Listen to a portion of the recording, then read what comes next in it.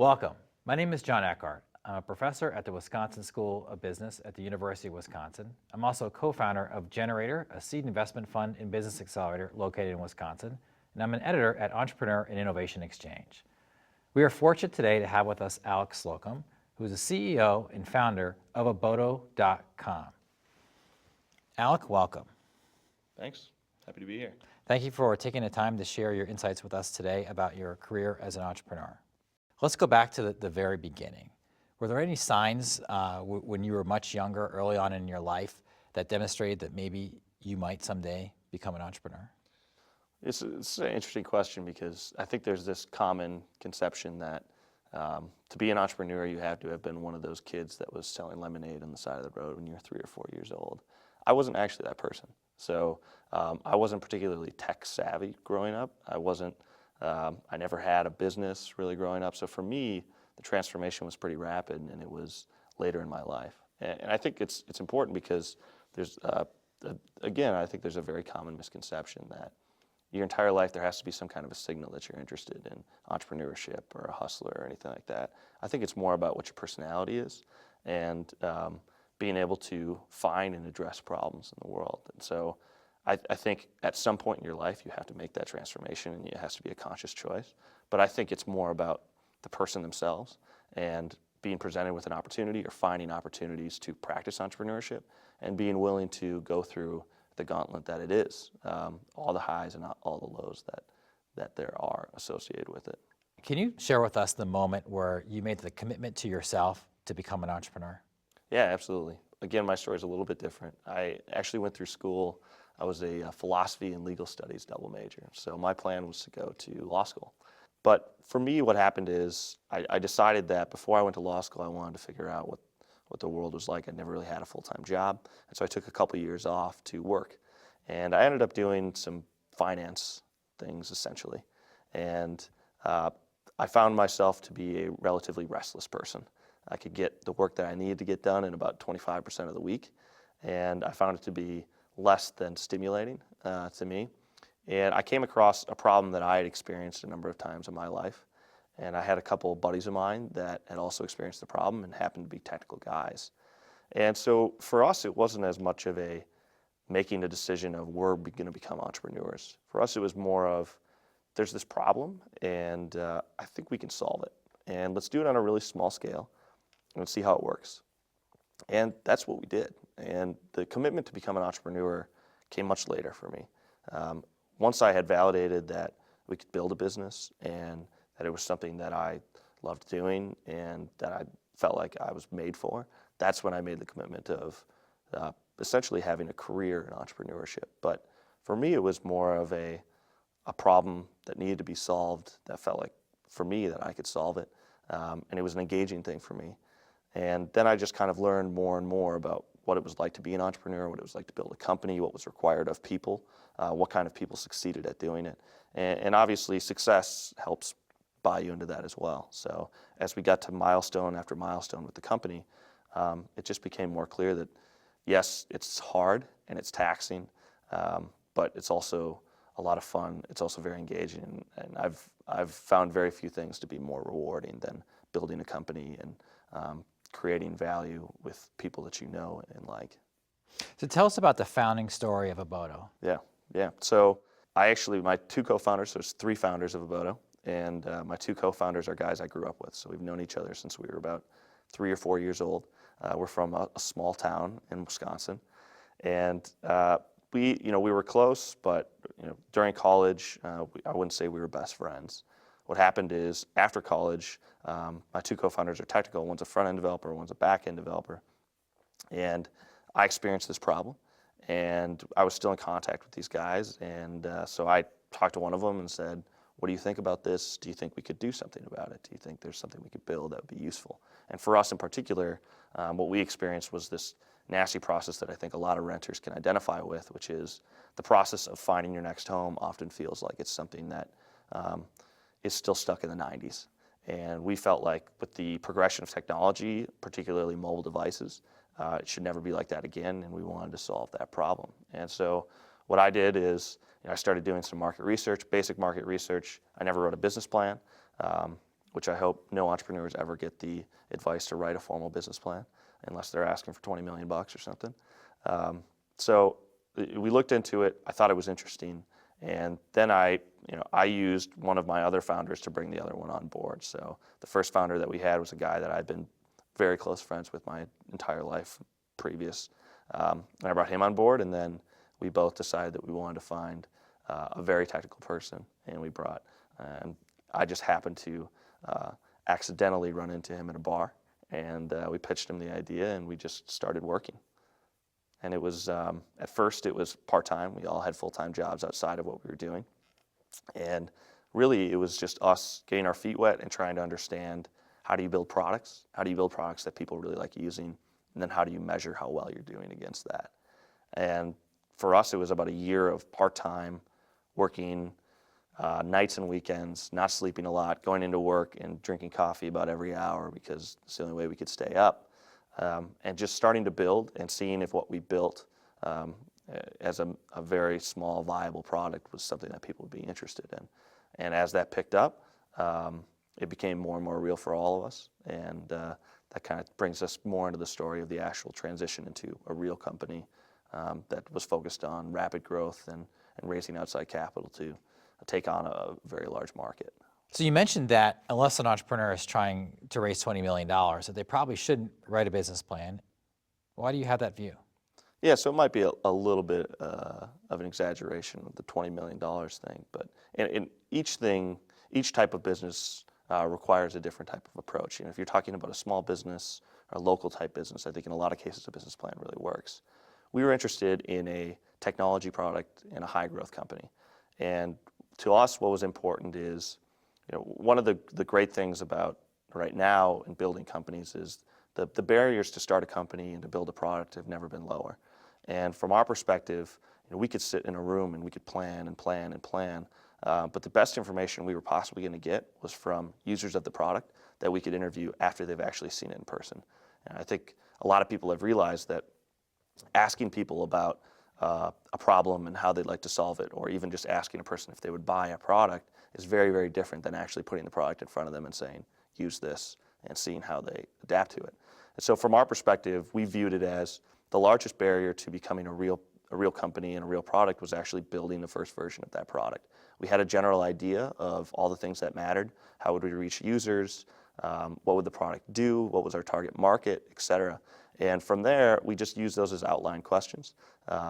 And we just decided that it'd be better for us, instead of spending a lot of time writing out a proposal, it'd be better to just build it and kind of backfill it as we went.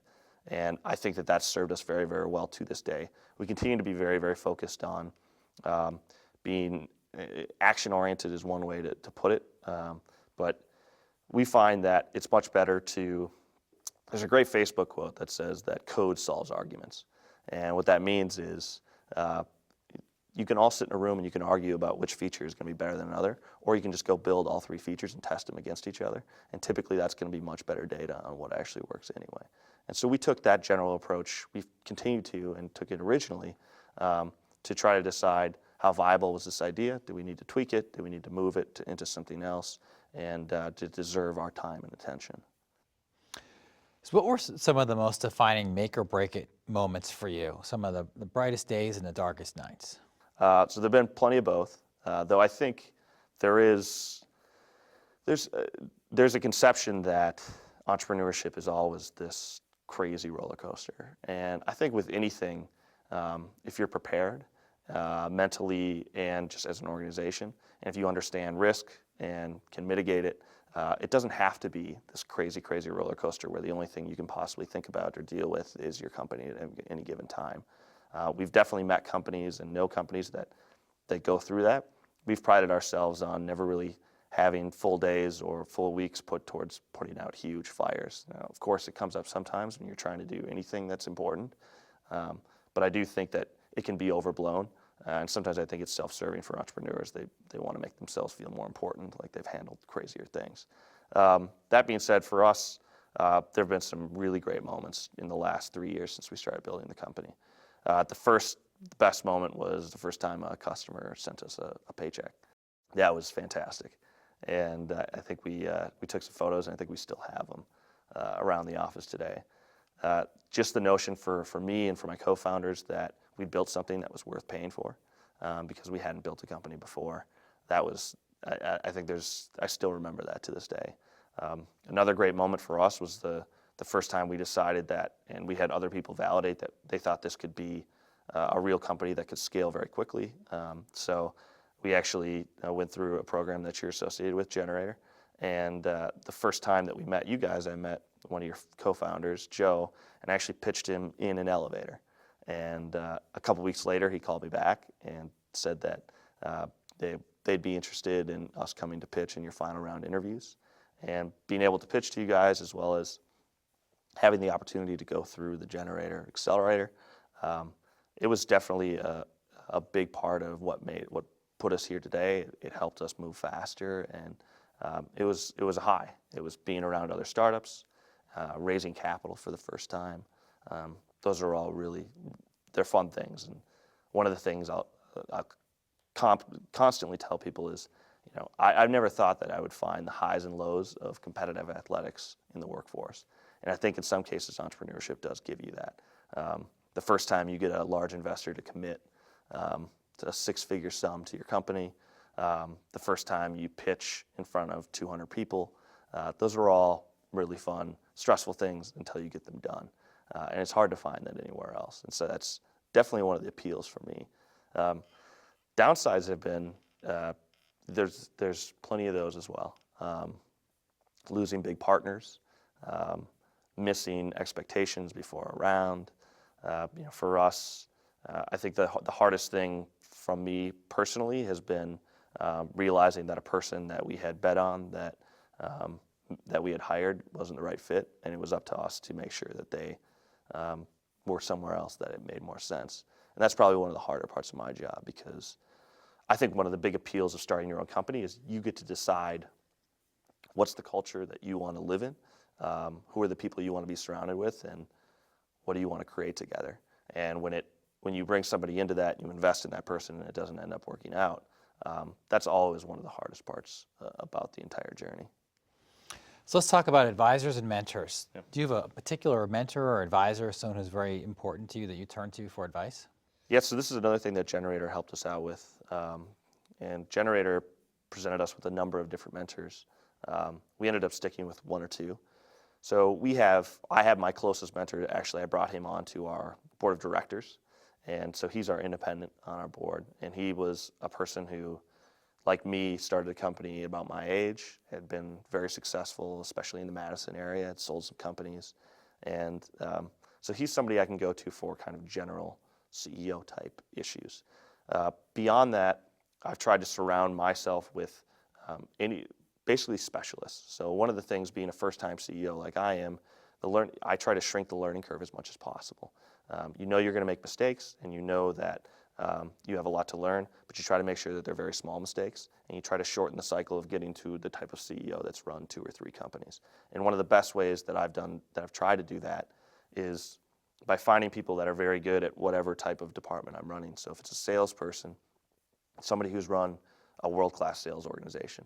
And when you have just even tactical level questions, you can pick up the phone and talk to them about it. Even things like trade shows or anything like that. So I've had a number of advisors in basically each department of our organization, from product to sales to marketing, even to dealing with investors. So I found that to be, business is an odd thing in the sense of there's still this notion of, you can go to school for business, but really the two things that prepare you to be a leader in business are experience and being surrounded with people that have done it before. And it's almost kind of old school, but it's what works. And so it's been something that I've been very focused on, and it's one of the reasons I'm sitting here today. What do you think is the most valuable lesson that you've learned as an entrepreneur? I think the most valuable lesson I've probably learned as a CEO is not to let the highs be too high and not to let the lows be too low. I think when you're starting to deal with other people's livelihoods, you're responsible for other people, you're responsible for large sums of money. It's very easy to view that outside of the perspective that you should actually have on it. And so one of the transformations that's happened for me as I've continued to run this company and it's become larger is the ability to take things in stride, understand problems and find solutions, and view it that way.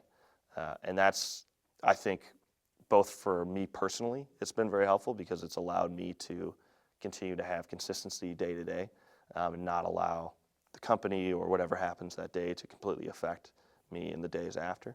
And I think it's been hugely beneficial for the company as well. I think early on in a lot of companies, you see companies react very boldly to things that maybe aren't going to end up being that big of an issue. Most problems that we see, if we bump them down the road a little bit, 90% of them figure themselves out. And so understanding that and reacting in a commensurate way and knowing that there's always another day and there's always another opportunity, and you're never truly in a corner, that's been a huge learning lesson for me. So what advice do you have for aspiring entrepreneurs, whether they be a student or somebody who's not in school? So I think you might be able to anticipate my answer just based on my experience. But for me, we have a poster that hangs in our office, and it's a quote by Aaron Levy, the CEO of Box. And it's get and then a 4-letter word, done. And that to us was always our operating procedure early on, which was just start working. You know, the easiest thing to do, the thing I think that separates entrepreneurs that can actually build real companies and move towards real markets versus the people that I'm sure everyone's met who constantly has 10 ideas for a company, but none of them end up actually going anywhere, is the ability to put everything aside and just execute and just put your nose to the grindstone and just work and work and work and pay attention. So in the end, what I always tell people is if you have an idea, it's not about the idea. It's about your ability to go out and start. It'll probably end up, the company you build will probably end up very, very differently than what you originally thought. And the difference between people that build real companies and people that don't is their ability to get over that initial hump and start working. Even if it's nasty and even if the first product you ship you're embarrassed of, it should be like that. And that's the first step to actually getting to something that's useful and for you learning how to do it. So that's always the advice I give to people. Do you think it's ability or desire or both? So it varies by the level of company, where the company is, right? I think the ability to build a company that is small and growing, a lot of people can do that. And the difference is just the desire, and I think it's really like persistence. It's starting to sound a little bit like a sports interview, but it's the reality on the ground, which is of the companies that we've seen, the ones that have done well are the ones that just will not take no for an answer and will not quit. And that can get you a long way. As the company progresses, obviously there are other traits that you need to work yourself into, learn, etc., or surround yourself with people that have those traits. But starting out and building something that's real and useful, it has nothing to do with your intellect. It has nothing to do with your past. Commonly now, it really has nothing to do with how much capital you have. You can find a way to get it done, and that's the main thing that matters.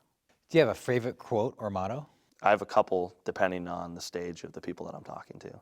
So if it's somebody who's just thinking about starting a company, there's a quote that so there's a Nike expression, it's just do it, and there's a common quote for some of the more well-known VCs in the San Francisco area that puts an F between just and do, and that's a 4-letter word. And that's what I commonly tell people, which is just start. I don't want to hear about your strategy. I don't want to hear about the market. You know enough about that. Just do it.